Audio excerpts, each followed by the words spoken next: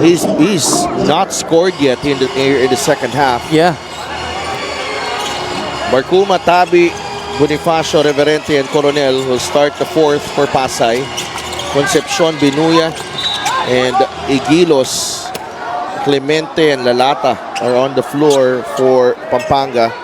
Check out the quarter scoring. Big performances in the second and third for Pampanga. 51 points. Just when you thought that it was going to be a very close game between these two squads in the north, Pampanga stamping its class in those two quarters, quarter number 2 and 3. Tabi missing on the free throw. Lawrence Paul Victoria is on the bench now. One more thing that Pampanga has done so well here defensively is they've managed to bait a lot of Pasaay's ball handlers into situations where their judgment could be clouded. Hindi nila nakikita kung sino yung mga libre, and they're baiting them into forcing the issue on tough shots. Are Bonifacio whistled for the personals. Chris Lalata went up for that shot.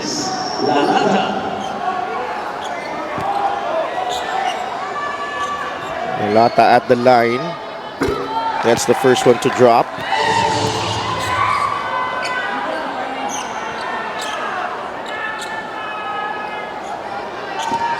You get a special deal from 1xBet. Scan the QR code and claim your special offer.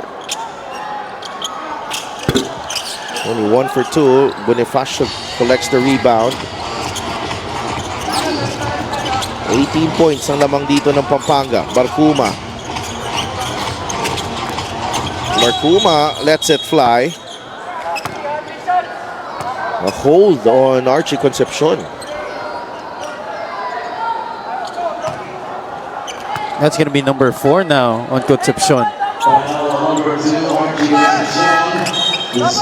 Which brings Pampanga to bring in Redsal Coriza first. Yeah. You expect Archie to be back later on. Cyrus Tabi. Reverente. Bonifacio was open momentarily. Shot clock winding down. Coronel. That's a tough look. Jamo Igilos there to defend. Dahil maraming beses na late shot clock situation itong Pasaay, those shots that they take, minamadali na lang nila eh. Clemente goes to Lalata. The drive from Chris Lalata. 20-point lead for Pampanga. 8.5 minutes to play. But you see the difference on the other side, how Pampanga's just waiting for Pasaay to commit some mistakes defensively. That ball is moving. They're driving, they're drawing the defense, and they're waiting for someone to commit a mistake before they go for the shot. And Tabi goes back to the free throw line. And Mark Sanko returns to the game for Don Reverente. Cyrus Tabi is having his best season in the Mpbl. And has been here since season 4. Big minutes as well for him. 22 minutes per game this season, averaging nearly 10 points. Averaged only 4 points per game last year, and also had he has never averaged more than 5 points per game in a season. So malaking improvement talaga from Cyrus Tabi.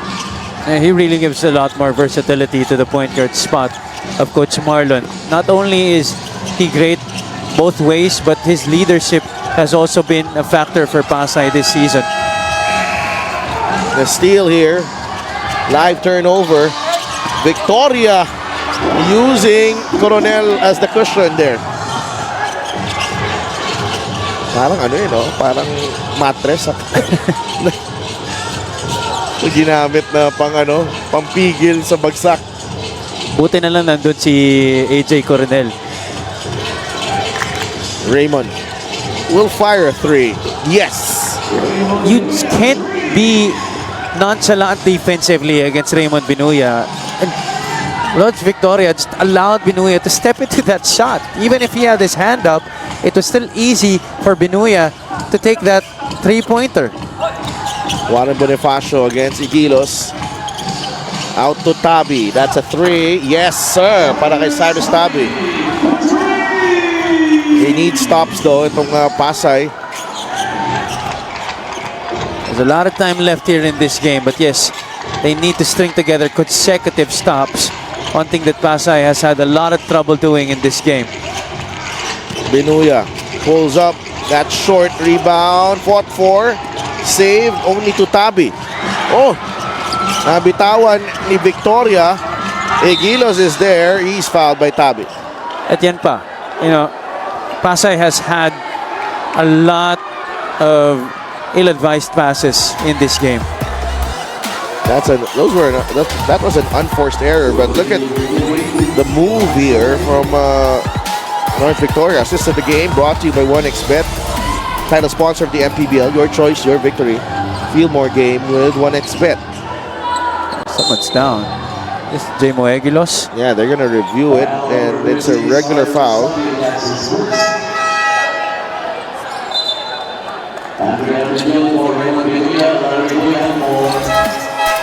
Looks like Muyang is gonna take the free throw. Oh, I got him on the shoulder.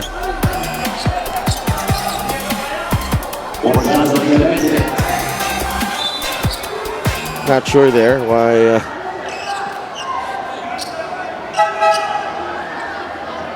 Natamaan siguro. May have grazed the right eye of J. Moegilos. Larry Muyang will take the two free throws. And you see Cyrus Tabi going on over to that Pampanga bench to apologize. Nice gesture of sportsmanship. Kanina na-foul din si Cyrus, tapos tinulungan pa siya ni J-Mo na tumayo eh. So, you know, these are professionals. Oh yeah.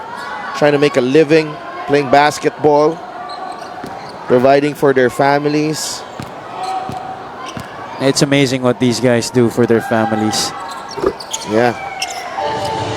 And it's such a career that is a very, very touch and go, Avi. Yeah. You know, the fortunate ones, you know, enjoy a long career. You know, and the fortunate and hard-working ones enjoy long careers. Pero may mga players then that, you know, short-lived lang yung career nila. Last go is blocked. But, you know, there are also a lot of players that, despite the short careers, very inspiring yung naging karera nila. Yeah. Because they really fought hard for the dream that they had when they were little. Just to be able to play pro basketball here in the Philippines, that's already something. Yeah, absolutely. And Tabi times his cut very well. He draws the foul. Two free throws na naman para kay Cyrus Tabi. Now these next 2 minutes will be crucial para sa Pasaay. This will say if they can make a comeback or not. If they can have a rally here, maybe bring it down to 10. Yeah. And Tabi gets the first free throw to drop. 77-60. Nagising si Cyrus Tabi dito sa fourth quarter natin. He's got 6 in the quarter already. It's about time someone other than Lawrence Victoria would put points on the board here para sa Pasaay. Gumaro swings it over to Larry Muyang. Arminion. 8 seconds to work with. Andre goes to Gumaro. Donald, 2 seconds on the shot clock. Don. Good stop for Pasaay. Tabi rushing. Tabi laying it in. There you go. Now it's just down to 14 points. 5:25 remaining. Voyagers closing in Pero Pampanga ahead by 14. We'll be right back.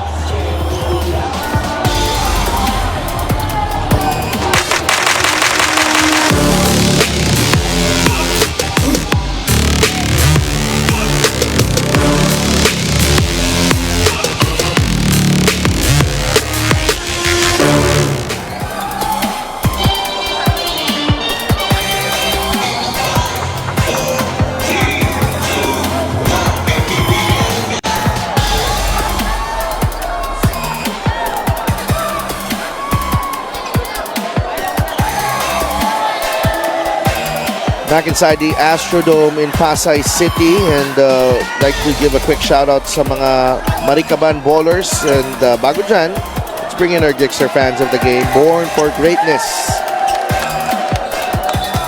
Tuwa yung mga taga-Pasaay dito. Siyempre naman. Kahit lamang ang kalaban, enjoying their basketball now. And nagra-run itong Pasaay. Going back, Marikaban ballers from the Barangay Pinagbayan ballers. Siyempre kaibigan natin si Pee Martinez, and also a happy birthday kay Mayor Benji Miranda of Kabangkalan City, Negros Occidental. 14-point lead for Pampanga. Lalata losing it, picked up by Archie, and it's off Sanko. He could have made 1 second on the shot clock, Javi. could have actually gotten away with the travel there to si Concepcion, but you know there were a lot of hands on that ball. Muyang catch and shoot. Air ball, and that's a shot clock violation. So now a chance for Pasaay to get to within 12 points, maybe 11 with a 3-point shot. Must score possession here for the Voyagers. Tabi stops at the 3-point line. Cyrus misses. Lalata secures the rebound for Pampanga. I get that he's been knocking down shots, free throws, and a basket, but that's too early in the shot clock. Lalata, easy too. Archie Concepcion again with the assist. And you give up this kind of play on the other side. Mabuti sana after that missed basket, you get the stop again. But now, it's back to a 60-point lead. Wow! Where did that come from? Lawrence Paul Victoria gliding, hanging, and finishing. This is the play of the game, brought to you by 1xBet, title sponsor of the Mpbl. Your choice, your victory. Feel more game with 1xBet. Look at this move. Woo-wee! Me, oh my. Lawrence Paul Victoria. Yan ang inaabangan ng mga tao dito. Tabuhay ang Pasaay Astrodome. That's definitely gonna give life as well to his team. They're hoping that this could actually spark a rally. And he rattles the free throw home. Lawrence Paul Victoria, 24 points, 5 rebounds, and 6 assists. Arminion. Muyang now with Alcoriza. Concepcion wants it against Lasco.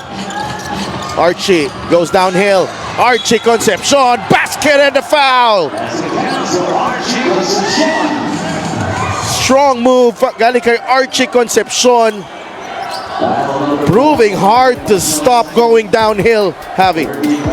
Lasco anticipated that he would go and use that Egilos screen. Just one jab, naiwan agad si Damian, and he goes to that strong side of his on the right.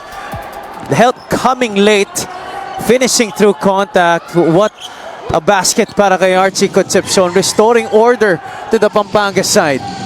82-66, parang kalawang Kaiser Galvez. I don't doubt it. Lasco gets in the lane, finds Bonifacio with a jumper. 82-68. That's the only time in this game that Warren Bonifacio has been able to get a catch and shoot opportunity na malinis.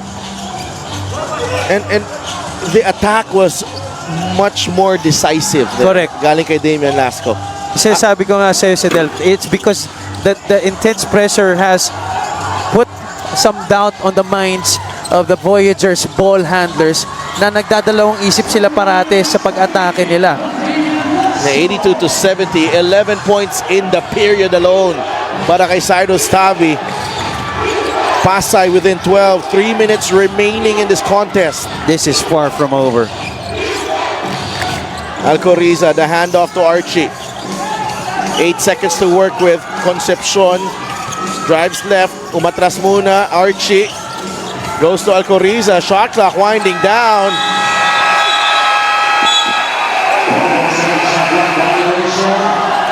I don't know what Alcoriza is complaining about. Yeah, me too.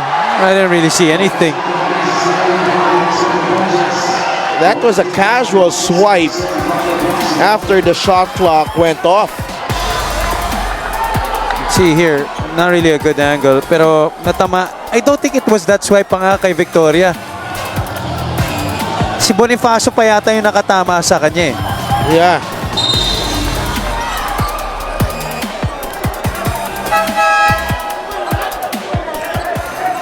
And they don't need it.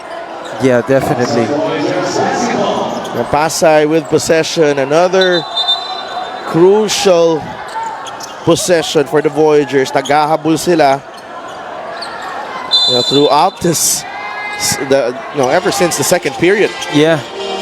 They gotta try and get something going inside. Matagal ng penalty dito ang Pampanga. Tabi. 14 on the shot clock.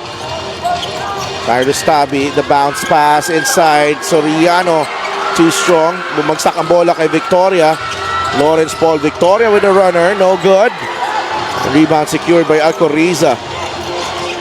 Sayang na possession yun.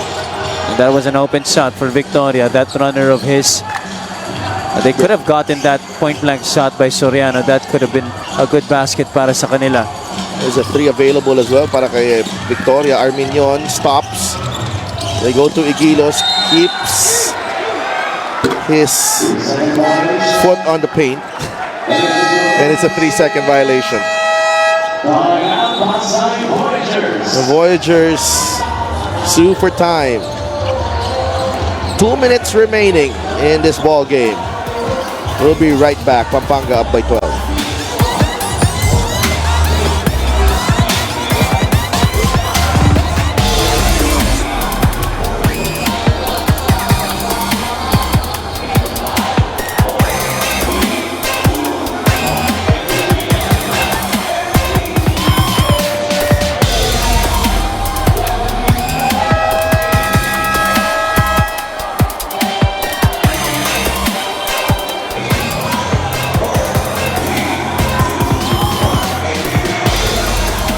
Back inside the Astrodome in Pasaay City. A fan of the game brought to you by LGR Sportswear, our official outfitter. Kaway-kaway. Sino ba kasi doon yung fan outfit of the game natin? Kaya nga eh, marami sila. It's a 12-point lead para dito sa Pampanga. Bola ng Pasaay ngayon.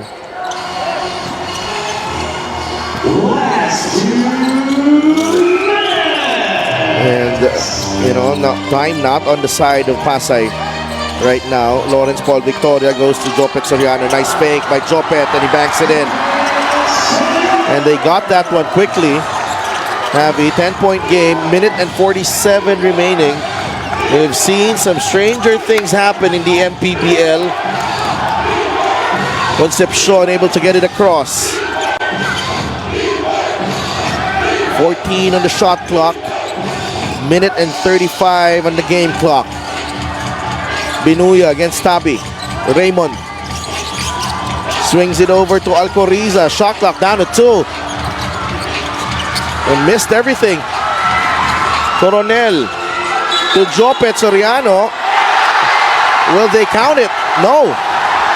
I don't think that's going to count. That shouldn't count.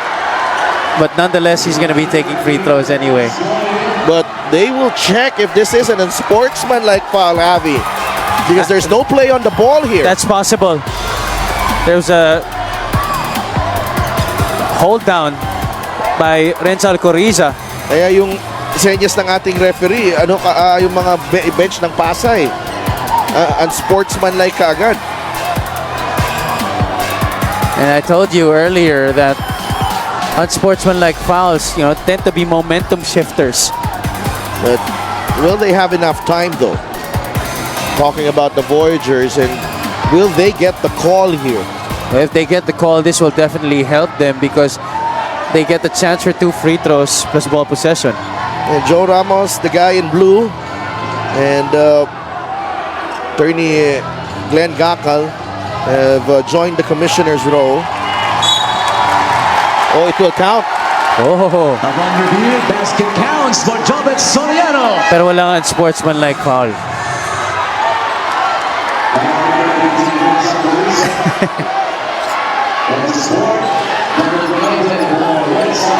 Yeah, My goodness, this game. it's crazy. Minute and 19 remaining. Jopet Soriano is at the line, trying to complete a 3-point play para maidikit ang Pasay. The lead is down to 7. And Pampanga only has 1 timeout left. The biggest lead of the game stood at 20 points here in the second half. Archie Concepcion trying to steady the troops here. Concepcion drives. Layup is good. Archie Concepcion, what a response. 9-point lead, Pampanga. Time and time again in this game, Concepcion has attacked the basket and has become successful at it numerous times. Victoria with 8 seconds in the shot clock. Lawrence finds AJ Coronel, fires a 3, no good. Bonifacio is there. Basket plus the foul. 37 seconds remaining. 84 to 77.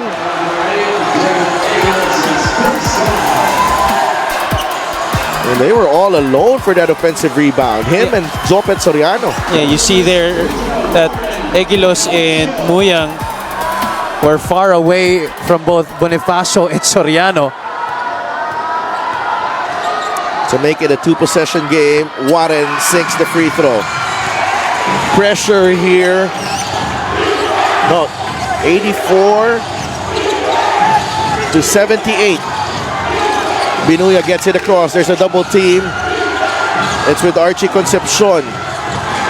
No need to foul yet here for Pasaay. Archie.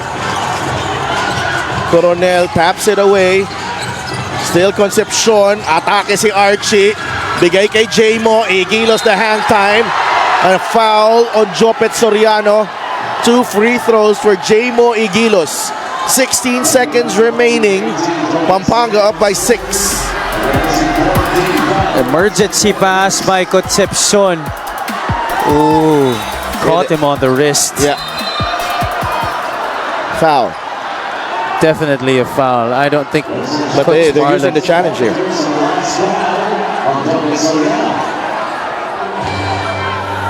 Ooh, I don't really agree with this. Yeah, but credit to Pasay though, making a game out of it. Yeah, intense fight back. Just when we thought that Pampanga was really going to dominate it until the final buzzer.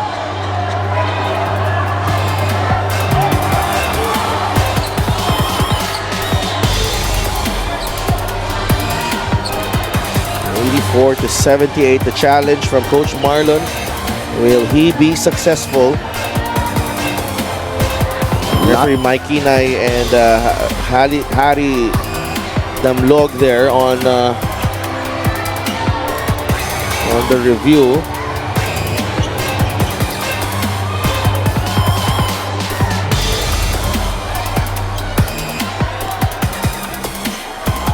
If it was marginal contact. Yeah. If it was. Challenge of Pasaay Voyagers was unsuccessful. What? Foul on Jopet Confirmation on the foul.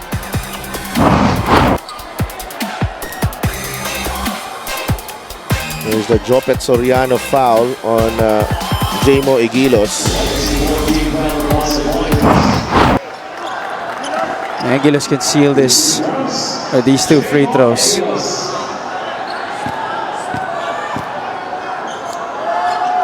Pampanga made to sweat again in the end game. And it's been quite a challenge for this season without Justin Baltasar, but they will make it to 10 wins in their first 13 games. 2 for 2 for Jmo Igilos. 86-78. Pasaay responding with force. Pampanga also showing us their championship poise. 16 seconds to play. We'll be right back.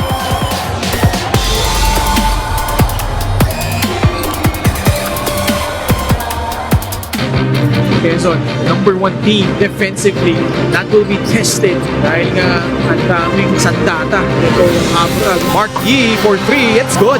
Libre si David, shot is good. Jodel Fuentes, nalibre si Sarao. Beautiful two-man game. Fuentes, yes! Ocho Serrano pivots his way inside using the glass. Dario splits the lead. Jacob Dario! Whatso? Oh! A rim rocker! Mabigat to for Quezon. That's mga nakakatakot yan dito sa atin. I don't think they've peaked yet. Our games on Saturday, Marikina against Imos in the first game at the Governor Andres Bernos Memorial Gym in Banguet, Abra, Batangas City, taking on Nueva Ecija. Two former champions going at it in that second game, and Quezon against Abra in the main game. 16 seconds remaining. Arostavi. Bonifacio from the corner. That won't go. Rebound ni John Lloyd Clemente. Lars Muyang will hold on to this basketball. And it's on to Archie Concepcion, who fittingly grabs the game ball. A strong response from the reigning champions, Pasaay Voyagers, after, Pampanga Giant Lanterns. After back-to-back defeats, Pampanga with a solid victory on the road. You know, this was a tough place to play in, especially when you're up against the Voyagers, but this guy set the tone for them. Our best player of the game brought to you by 1xBet, title sponsor of the Mpbl. Your choice, your victory. Feel more game with 1xBet. And he sort of sustained his effort, his performance from the first to the fourth. Javi? Yeah, correct. You know, and he did have to take over the whole game. Pero yung mga moments na kinakailangan na talaga nilang pumuntos or yung mga moments na kinakailangan nila ng facilitator, he was there para sa Pampanga. It just goes to show how much responsibility he's taken and how much he's embraced that role for the Giant Lanterns this season as one of their leaders. 86-78, an outstanding game from Archie Concepcion, leading the charge as Pampanga overcomes Pasaay 86-78. Let's go to Gianna Llanes. Congratulations to Archie Concepcion and the Pampanga Giant Lanterns. Archie, you had 18 points and we can see it was a very intense game the entire time, lalo na nung last quarter. Kitang-kita nga, you're really trying to hold your composure. Ano ang masasabi mo sa magandang laban na ibinigay sa inyo ng Pasaay ngayon? Siguro, nag-start to nung natalo kami ng 2 beses. Talagang na-motivate kami, talagang nag-usap-usap po kami. And nag-start din po to kay Coach Gob. 2 a.m. po, nag-uusap pa kami. Halos 40 minutes po kami nag-uusap. Minomotivate niya ako na kaya mo yan.